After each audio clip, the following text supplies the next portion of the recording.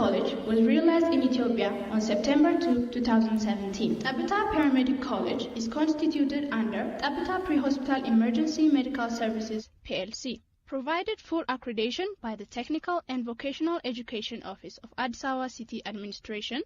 Tebita provides trainings on emergency medical services. Tebita Paramedic College started its operation enrolling 16 students from January 7, 2018 in its regular program in collaboration with Weber University of America, Norwegian humanitarian organization called Partnership for Change, and Raleigh School of Drivers and Mechanics in Ethiopia. Having broadcasted its invitation of application using radio and television channels, the college provided scholarship for its first batch of students between the age of 20 to 30. The students were enrolled in natural science education in high school, and their score in their national examination was a minimum of 271 points. Tebita gave attention to the keen interest of trainees to emergency medical services and their physical fitness and discipline for the job. 136 students got registered following the call for application. However, 80 students were selected for written examination. From these, 45 applicants were selected for interview. Finally, 16 students were selected based on their interview results and academic performance. Tebita Paramedic College envisions to training capable emergency medical service providers in personality that helps them saving lives, providing pre-hospital services. 40% of the participants of the training currently are females, aiming at ensuring women participation and contribution. The training covers 20% of theoretical classroom discussion and 80% field practice. In order to develop the knowledge and skills of driving ambulance and riding motorbike, trainings are being facilitated in collaboration with Raleigh School of Drivers and Mechanics in order to help secure driver's license. Currently, the college covers the transportation expense of the trainees, providing monthly allowance. They will get their diplomas from Tebita Paramedic College, Weber State University, and as emergency medical technicians. Tebita Ambulance will arrange employment opportunity for successful graduates of the program on its ambulance. Tebita Ambulance is a company established to be model social enterprise in Africa.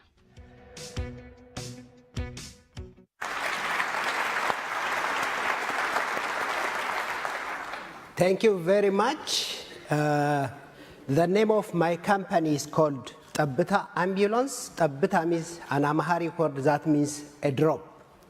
I am asking myself, what is your drop of contribution on the problem that you are seeing almost daily?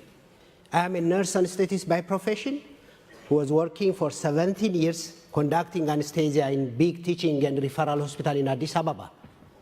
And almost daily I can say that. I was forced to handle emergency cases in the operation theater. People, if you only take like road traffic injury, there is 194 deaths per 10,000 licensed vehicles. From these victims, only 4% of the victims are coming to the hospital with ambulance. The rest, 96% are coming with personal car and taxi without any life-saving measure. I'm asking my friends around there, what can we do about it? Like big surgeons. And everybody almost was discouraging me that this is, you have nothing to do with this, like the government or other body, like non-governmental organizations should entertain this type of problem, not a person like you. So I get a chance to evacuate one diplomat from Addis Ababa to London who came for election observation purpose, a British citizen one, to London by our famous airline, Ethiopian Airlines. Then I see with my naked eyes that how people are being treated in the pre-hospital setup. When I go back from London to Addis Ababa after 5 days, I quit my job. I said that I have to think clearly about my drop of contribution on the topics that I'm well versed. So the two important and very frustrating challenges that I faced was, one, when I faced the government said that, well, we don't have standard for private ambulance service. If you are an NGO, you can do it in whatever way that you like to do it. But if you are a private entity, then we need to have a standard. And very unfortunately, they don't have a standard.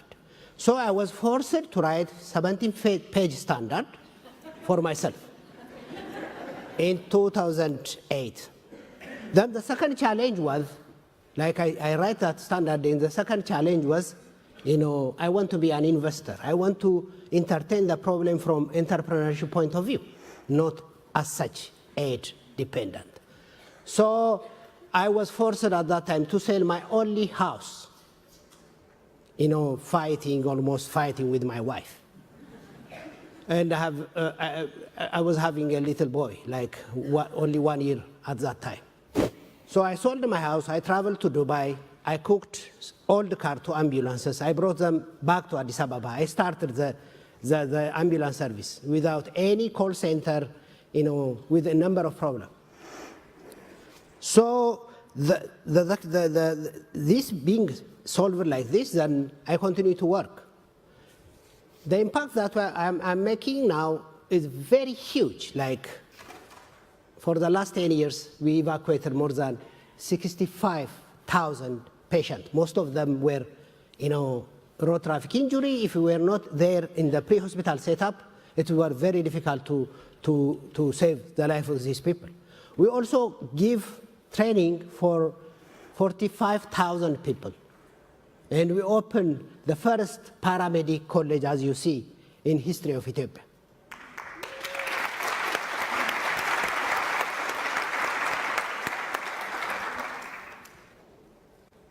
The challenges are immense that I can't talk about it, frankly speaking. But the issue is whenever I face a challenge, that is my day. How can we solve this problem? So the challenge that I face, for example, is we only hire nurses from the market to treat patients in the pre-hospital setup. So nurses are not being trained, peculiarly in emergency situations, are very difficult to bring them to the board of paramedics. So I said that we need to have a paramedic college. I really negotiate with the government. My government is so cooperative that we try to have a curriculum. As you know, a paramedic is like a physician, a driver, and a soldier.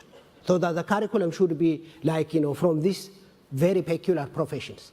So we lobby with the government, and the government is just seeing it as a very big problem in Ethiopia. So we institute the first private paramedic college. So when these people graduate after 18 months, we will hire them.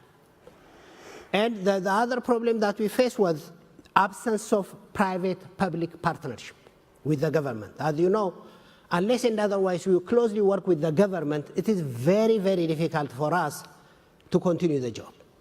Because, we are saving. In Ethiopia, people are not insured. We are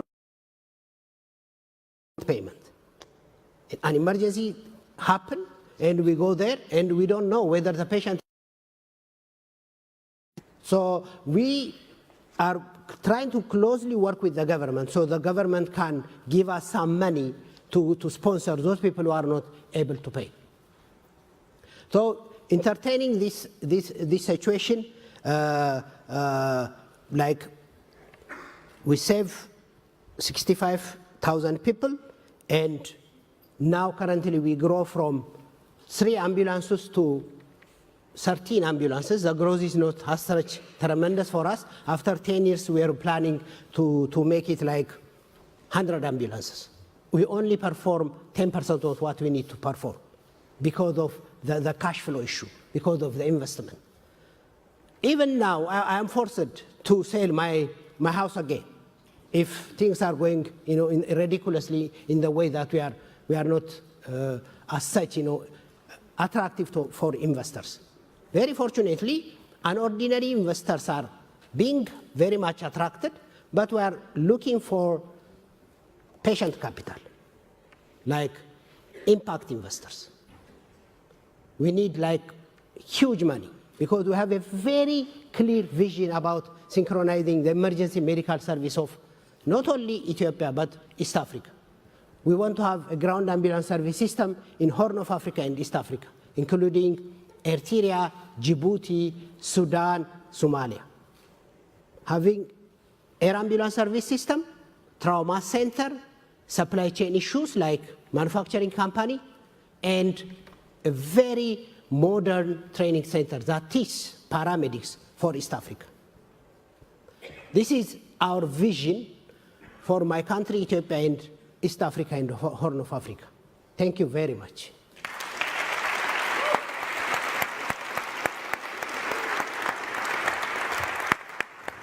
Thank you very much, and I hope we'll have a chance for any questions to Kibret. But in the meantime, let's hear another wonderfully inspirational story from Ethiopia. Bruktawit, tell us about Whiz Kids and why you now find yourself leading a social enterprise working with children.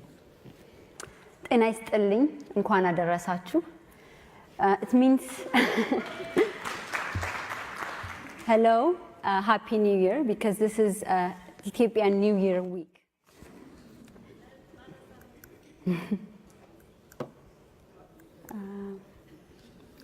I guess it's not working. It seems like the slide is not working. Okay, good. As founders of social enterprise, we all have three major things in common. One, we have a drive and passion to make the world a better place. Two, we have identified something that we are very motivated to make better in our community and beyond. I call that my core challenge. Three, we came up with innovative and sustainable solution to the core challenge. I'm going to focus on core challenge over the next 10 minutes. It's the core challenge that wakes me up 4 in the morning and gets me going. It drives me and motivates me. It powers me through all the little day-to-day challenges. Let me back up and tell you how it all started. Although I am now a proud educator, it didn't start out this way. Our education system in Ethiopia didn't allow people to study what they want. I was assigned to a teaching college, which is considered one of the worst future or profession possible. In the last year of the program, we had to do teaching practice before graduation. For the first time, I was in a class in a formal setting where the students consider me a teacher. They didn't know I was dragging myself to college every day. They didn't know I was just there to hard work. I knew that they had a new teacher, so they had a new teacher to help them find the precious gem inside them. They felt that anything I, the teacher, said was considered as fact. That trust and those adorable kids changed my life. I dedicated my life to be the best teacher I could be, no matter how the challenge it can get. That was my drive and passion to make the world a better place. As a school teacher, I noticed few things. There wasn't enough children's book in my language, so it was hard to motivate kids to read. There wasn't any teaching aids available, so we would have to make them our own. I also noticed that kids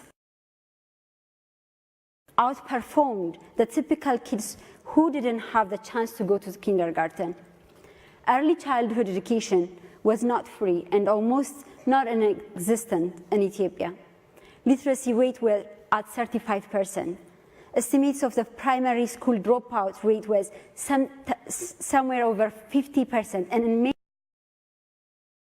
half of all students.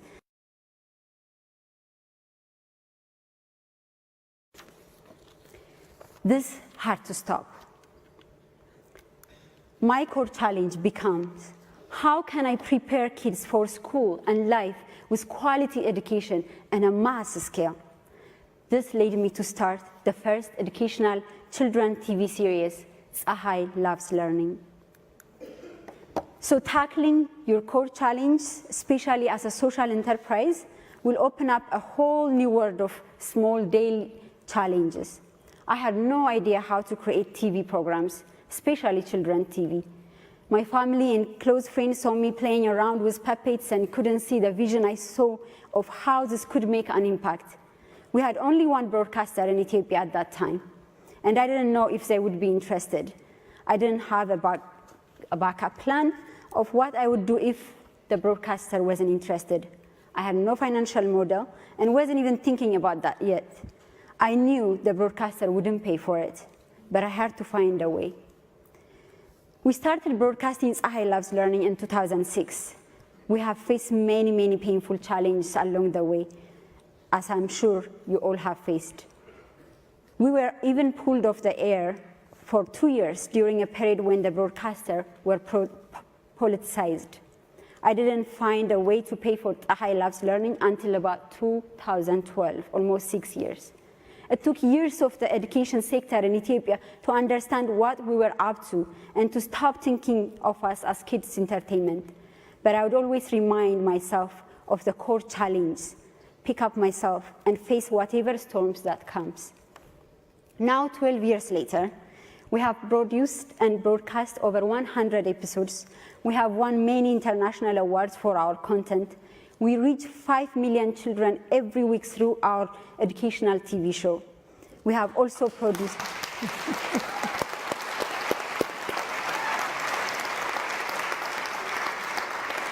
We have also produced over 100 children's books and produced classroom teaching aids. We have worked with governments and donors to get these materials into classrooms and have had a measurable impact on the kids in the school that have our materials. Besides national broadcasting, our educational TV show has become part of the education system. So far, we are in over 400 public schools, reaching hundreds of thousands of kids in their day-to-day learning. Over these years, I have created 3 more educational television series for kids of different ages. I have made and worked with lots of young people throughout my country, and as I go to know them and fall in love with them and listen to their challenge, they changed me, and my core challenge evolved. Ethiopian youth make up 42% Ethiopian population. Half of this population is girls. Sadly, still 1/5 of Ethiopian girls marry before age 15. 1/3 of girls do not go to school. 1/3 of girls can't read.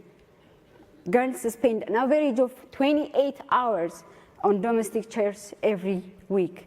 And 2/3 of girls believe that wife beating and violence is justified.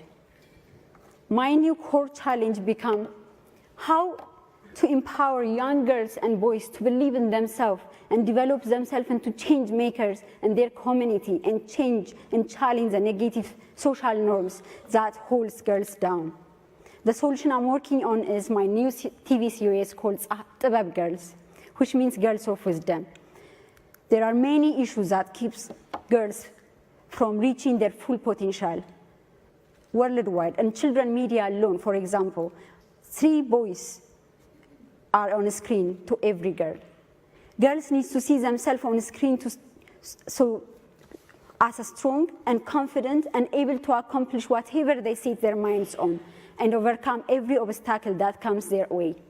I'm motivated to design this show because I truly believe that my continent, Africa, as well as the world, would be a better place if with equal opportunity is given to girls.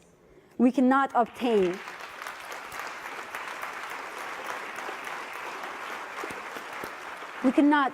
sustainable development while leaving half the world's population behind. Tebeb Girls is an educational series about 3 superpower girls who rescue other children in their community from oppressive situations. I believe that Tebeb Girls will empower young viewers. I believe it will engage people of all ages and genders, and it will stimulate meaningful conversation in the community that will lead to more girls having opportunity to realize their potential, which will in turn lead more communities reach their full potential. So I want to show you a clip.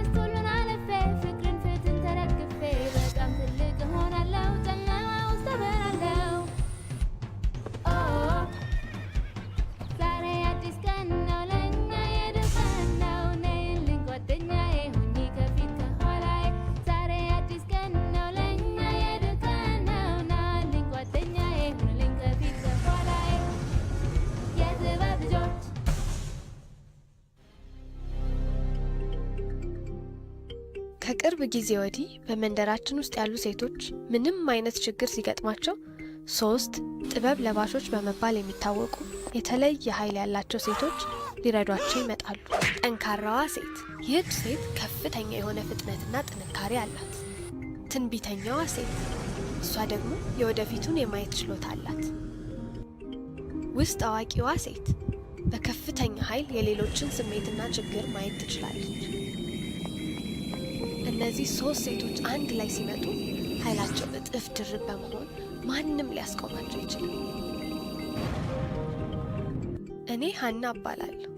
በዚህ ሰዓት የጥበብ ለባሾቹን ድጋፍ ካላገኘሁ በጣም እጎዳለሁ።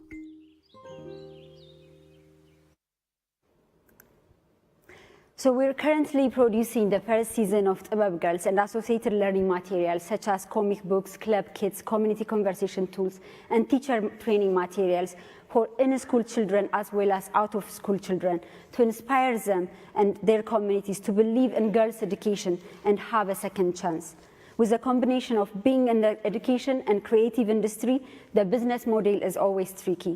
It took over 5 years to get the first support of Tebeb Girls. The situation I'm in now is one where a social enterprise bring forward a vision and creative solution to a problem, but we had to put another NGO into a position of leadership because a donor is now ready to work with social enterprise. This has directly led to the greatest challenge my organization had ever faced. We're at the final stage of a funding agreement that we have worked towards for over a year and a half, but we might need to walk away from this opportunity. It's time for the world to recognize and value social enterprise. The model itself forces a search for sustainable solutions. A social enterprise has vision and determination to scrap and scrape through every bit of funding that it gets. Social enterprise are run like a business, meaning they optimize every dollar and they are still accountable for social impact. This is the future of development. Right now, I need to stop being distracted by this new day-to-day challenge, no matter how hard they are, and focus on my core challenge. I remain myself, that no matter how difficult my current challenges are, it's nothing compared to the challenge faced by millions of girls in my continent. It doesn't compare to the challenge to being pulled from school and forced to marry. It does not compare to getting pregnant before your body is ready to in a remote village with no medical care. It's time to work hard and think creatively and figure out a new way to make Tebeb Girls happen for Africa and Ethiopian children. It's time to humble myself to my core challenge once again. Thank you.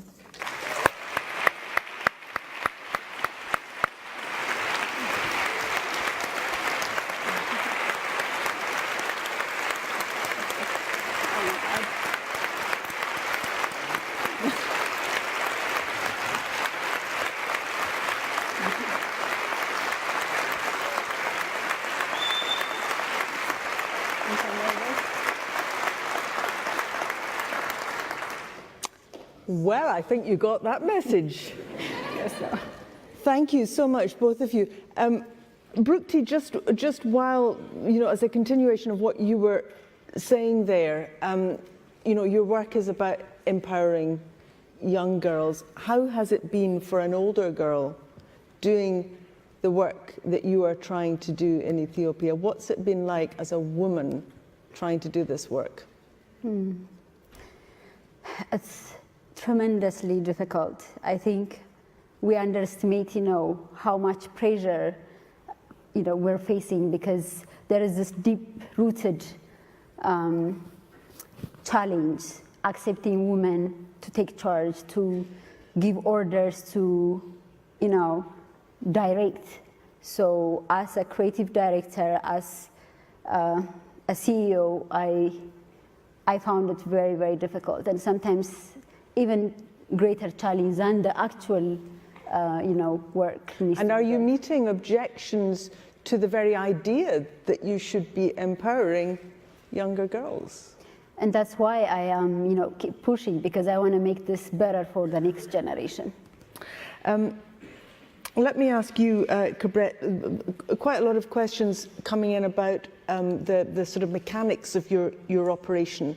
How do you finance the ambulance business, and who pays and who doesn't pay? How do you organize that?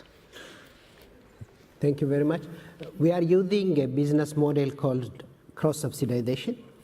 Like 50% of our ambulances are working outside of Addis Ababa with big companies that explore minerals and oils. These companies don't compromise usually on safety, so these people will pay us what we need to be paid. And we subsidize the 24/7 ambulance service. The training, emergency training, like first aid and health safety training for big multinational companies, and the remote medical assistance that we provide out of Addis Ababa, subsidize the 24/7 ambulance service, because we are receiving like $1 per kilometer, the round trip, and we have done a sort of baseline study, and it indicates that for every 24/7 ambulance service, we are receiving $50 to $20 per case, while the cost is $51. So we are just saying that across the board, we are subsidizing every fellow citizen who is using our ambulance $47 per case. So this is the model that we want to share with other social enterprises, which is make us sustainable. But sustainability, in my opinion, after 10 years is not enough as such. We need to scale it up. If we don't solve the problem from the root, you may face the problem in the future. Unless and otherwise, social enterprise make their company scalable, still sustainability is an issue. A question here, how do you manage community demand and quality of service, and what strategies do you apply to maintain and sustain the delivery of the service? Quality, as a social enterprise and as the president of Social Enterprise Ethiopia, I'm very much concerned about quality and equity. In the pre-hospital setup, in the ambulance service, quality should be for everybody. Like you can't say that this person may not pay us, so that we will give him this drug and this ambulance. We are depending upon the case whenever we dispatch an ambulance. If the person needs advanced life support ambulance or basic life support ambulance, depend on the case, not depend on the ability the patient is paying for us. This makes us a very peculiar social enterprise. Yeah. Thank you. Brukti, how did you get the funding for the very first broadcast? Where did that come from? From families and fools and our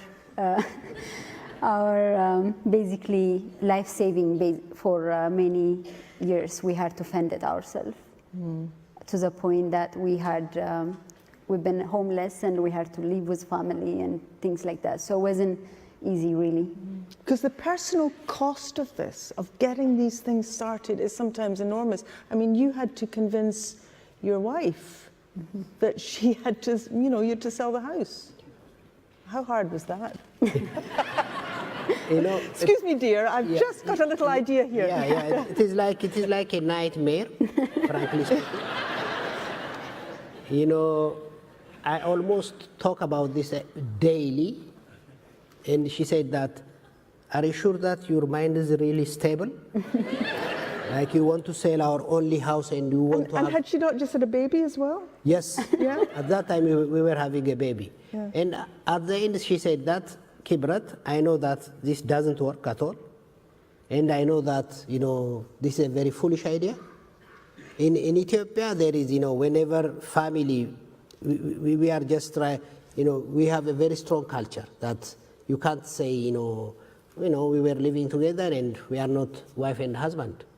You need to pass through a lot of things. So she called upon what we call Shimagile. Shimagile means all the people will come to you whenever you have some issues with your marriage. So 5 of them came to me and said that, she's talking about this and we agree that you are not stable. I told them that this is a very important issue that we need to address. Who cares? The government should do whatever they want to do. Why don't you open like a business, like pharmacy or a clinic? So I tried to explain for them, and they said that, no, we don't agree, and try to be in line with your wife. Then after very frequently talking to her, she said that I'm not convinced, I'm not happy whatever you are talking about, but let me just do it and don't ever talk about ambulance in front of me. That is a good woman. Yeah. She's a keeper. Yeah. Yeah. So, you know, after I sold my house, things are very, very difficult, frankly speaking, but now currently my son and my wife have their own small house to live in. Yeah. Oh, I'm so glad. Yeah. Brukti, let's just look at one or two questions here for you. How will you take your mission beyond Ethiopia? Are you looking for partners? Yes. I don't think we can do anything, by ourselves. It takes forever if we, if we keep trying to make an impact only with our skill. But getting the right partnership also matters. Who has the same vision, and yeah, we're looking for other partners in a different part of Africa to take our programs, and because most of the message and the issue we are tackling are actually a common issue, and it works. So we're looking for amazing partners who have the same vision by working with children and young people and education to bring a better Africa. So this is where a forum like this, to get this message out, Yep. if anybody can help. Yes. Brukti, this is the moment. What can we do here in Scotland? You've got a Scot asking you this question. What can we do here to help young girls with the issues raised? Well, I think there are many ways we can collaborate. One is that I don't think the women and girls issue is not only African issues. I think it's globally. Even in our screen, like I mentioned, a lot of children videos you see or television programs are still male dominated, and any room you go in, you always should do a head count and see if women and girls are represented. So I think globally we have to create this movement that women and girls have to be equal and also contribute equally and benefit equally. So if we create that movement globally, I think it will trickle down to our community. So yeah, I would say, everywhere we go, we should make sure it is a girl's right is a human right. Kibret, how many ambulance drivers are women? Oh, good. Very difficult to get a woman ambulance driver. We didn't have one, but 40% of our trainees currently who's taking 18-month emergency medical technician training, 40% of them are women. Really? That's good, yeah. And by the time all the children that Kibret's broadcasting to are a little bit older, you'll have, female ambulance drivers, I'm sure. I agree. A question, Brukti, what support structure did you have around you through the difficult times? Because this is tremendously important, isn't it? Yeah, I think emotionally I say, whenever I take the show to kids and taste it and their reaction, that powers me up, like, for a month or two. But also, families and friends come around and see the impact and give me encouragement. And to be honest, there are big donors also realizing that actually social business is a good model that works. So, getting those recognition and worldwide getting a lot of awards that helps as well, building the confidence of other partners.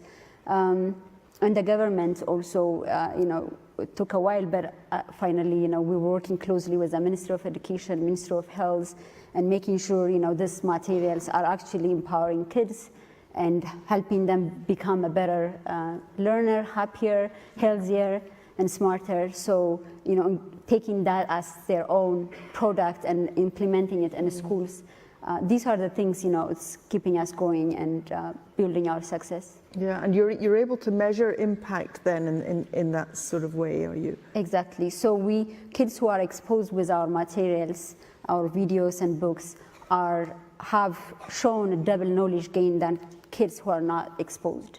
So that is a huge difference, and we want to bring that to all the children, not only few.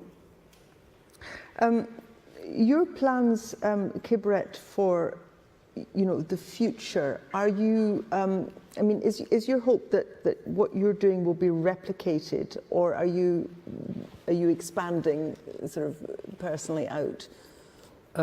We have a very clear 5-year strategy that we currently are talking with the government to train 5,000 paramedics. We have already finished 50% of the work because the government needs like 24,000 paramedics for the entire country, and they already bought 3,000 ambulances. But what we are planning to do is just to work very closely with the government and to fish for potential impact investors. The very important challenge we face is how can we communicate that the impact that we are making? How can we really, very difficult when you save somebody, a lady who is leading the family, end up in a sort of car crash, and you save that life. How can you communicate this impact to the government, other potential impact investors, so that they are not looking for the money that is being generated out of it, but they calculate and see the impact that we are. And how do you do that? Frankly speaking, very difficult. Still now, measuring impact is like illusion, but we are trying to have a network with impact people so that they are currently coming to Ethiopia, and we are trying to show them the impact that we are making for the last 10 years. So that we try to communicate this impact with potential impact investors and the government as well. And also, yes, we are expanding. We are planning to expand in 5 regions of Ethiopia, and in next years we are planning to have synchronized emergency medical service system in Horn of Africa and East Africa as well. But for all this, we need to look for impact investors. We need like a patient capital. That we are very much sure that this is the place where impact investors can make money and make impact. We are saying that social enterprise, that we impact and we profit. Well, it's fascinating to hear about these projects in Ethiopia, and the Social Enterprise World Forum next year is in Ethiopia.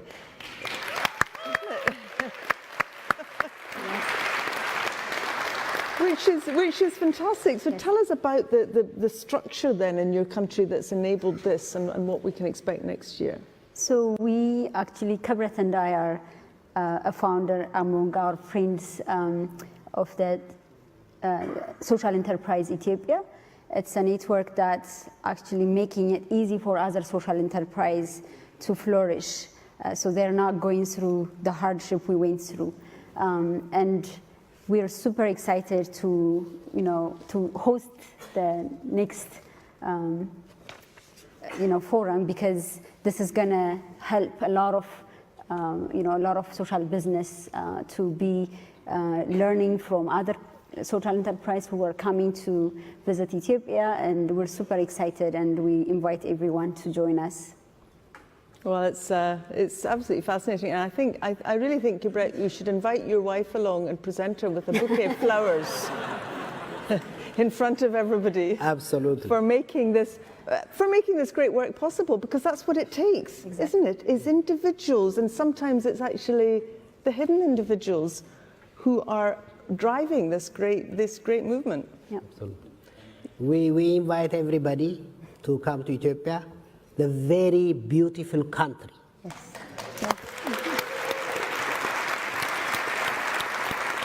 With amazing food. The origin of humankind.